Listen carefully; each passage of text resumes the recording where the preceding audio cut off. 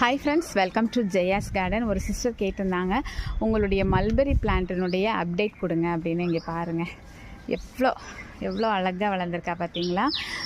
இந்த mulberry plant வந்து cuttings மூலமாக வளர்த்துதுங்க. ஒருத்தங்க எனக்கு ஒரு பென்சில் தண்டிக்கு ஒரு கட்டிங்ஸ் அனுப்பி தந்திருந்தாங்க. அதன் மூலமாக நான் இடையில ப்ரூன் பண்ணி கூட விட்டுருந்தேன். ப்ரூன் பண்ணதுக்கப்புறம் நிறைய கிளைகளோட ரொம்ப செழிப்பாகவே வளர்ந்துருக்காங்க. ஓகேங்களா. இது வந்து ரொம்ப நல்லாயிருக்கு.